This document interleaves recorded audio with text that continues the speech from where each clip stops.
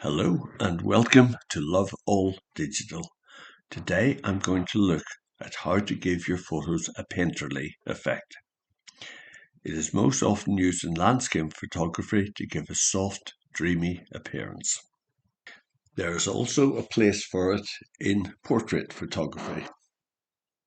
It is often known by the name of the Orton Effect, named after a Canadian landscape photographer called Michael Orton.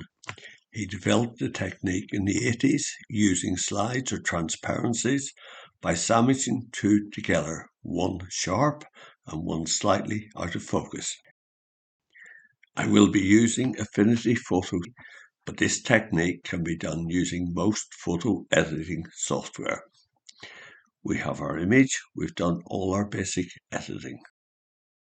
For reasons that will become apparent later, it is best to start with low contrast in the image and also to avoid over-sharpening. I will start by applying a Gaussian blur in live filters. This may seem counterintuitive, but the blur is essential for this technique. We click the Preserve Alpha box to ensure that the technique is applied equally to the whole of the image, including the edges. The amount of the blur applied is very much up to the individual, but a good starting point is to equal it to the number of megapixels on the sensor of your camera. So if you have a 24 megapixel camera, then you will set this to approximately 24 pixels of blur.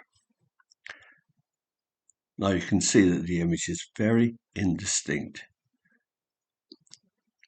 What we do next is we go to the blend mode.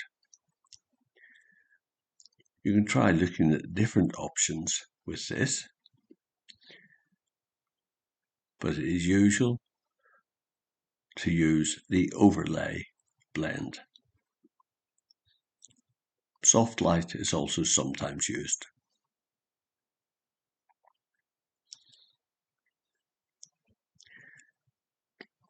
Now we have the start of a soft, dreamy appearance. We can vary the intensity by sliding the opacity. We can play with the opacity slider until we're happy with the effect. It's very much your taste what the results are going to be.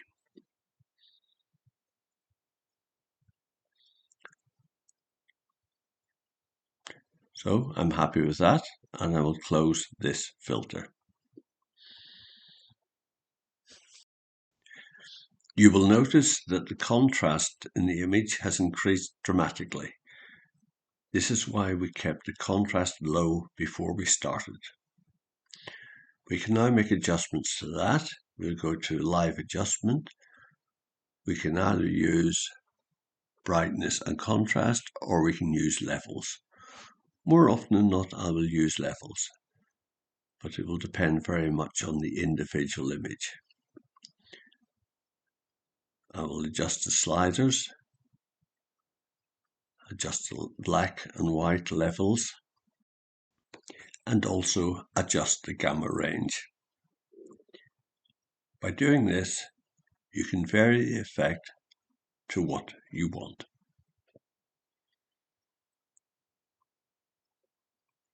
When you're happy with that, then you can close the levels box. So we now have our finished image. We switch the effects off and on. We can see the before and after.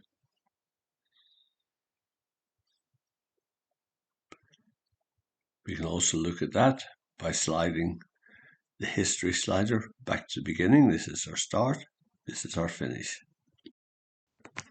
It's a technique that can be described as quite Marmite. Some photographers love it, some don't. Personally, I like it very much for the right sort of image, but it doesn't work for all landscapes. Thank you for tuning in today to Love All Digital. I hope you've loved this. Please subscribe to my channel and check out my other videos. Thank you and goodbye.